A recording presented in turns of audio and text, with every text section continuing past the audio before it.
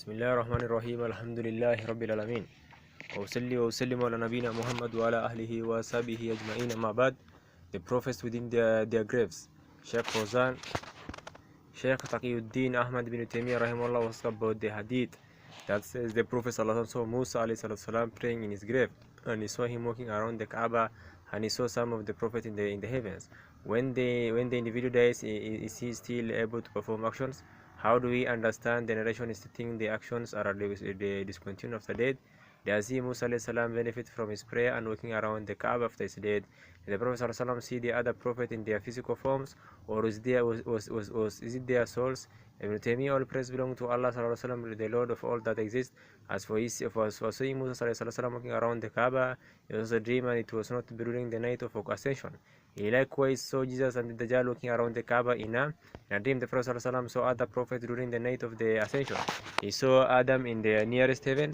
He saw Yahya and Jesus in the second heaven. He also in the third heaven, Idris in the fourth heaven, Harun in the fifth heaven, Musa in the sixth heaven, Ibrahim in the seventh heaven, or the reverse. When he saw the prophet in the heavens, we saw their souls in the form of their bodies.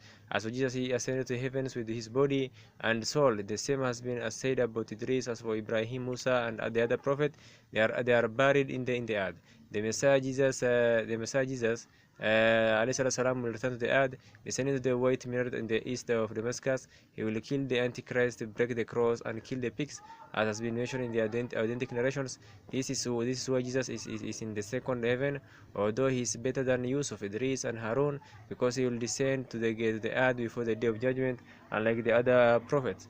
Adam is in the nearest heaven, because the souls of the descendants will acknowledge him, those who are blessed and destined for paradise, and those who are doomed and destined for the hellfire. As for those who are doomed, the doors of the heavens will not open for them, and they will not enter paradise until camel passes through the eye of the needle. Therefore, it is necessary for Adam to be close in nearest heavens when they are shown to him. As for Prophet ﷺ seeing Musa ﷺ standing praying in his grave and seeing him in paradise, also there is no contradiction in this, because the action of the soul is similar to that of the angels. The soul can ascend and descend in an instant like the angels. The soul is not similar to the body, as read to his praying in the grave. This is enjoyment for the deceased, and that which will bring him pleasure, just as the inhabitant of paradise will find pleasure in saying Allah is free from imperfection, subhanallah. The inhabitant of paradise will say he is as effortlessly as the people of the world breathe. Consequently, his prayer in his grave is not an action of religious responsibility by which additional reward is sought after. Rather, this act is blessed that the fall finds delight in. The Prophet ﷺ said, إِذَا مَاتَ الْإِنسَانُ انْقَطَعَ عَمَلُهُ إِلَّا مِنْ ثَلَاثٍ من صدقة جارية وعلم ينفع به والد صالح يدعو له. When a man dies, all his good deeds succumb to an end, except the ongoing charity, beneficial knowledge, and a righteous child who prays for him. The intent of this statement is the action the person is rewarded for. In no intent the actual act itself. The inhabitants of paradise will receive bliss by looking at the face of Allah Azza wa Jal. They will receive enjoyment through glorifying Allah, and reciting the Quran.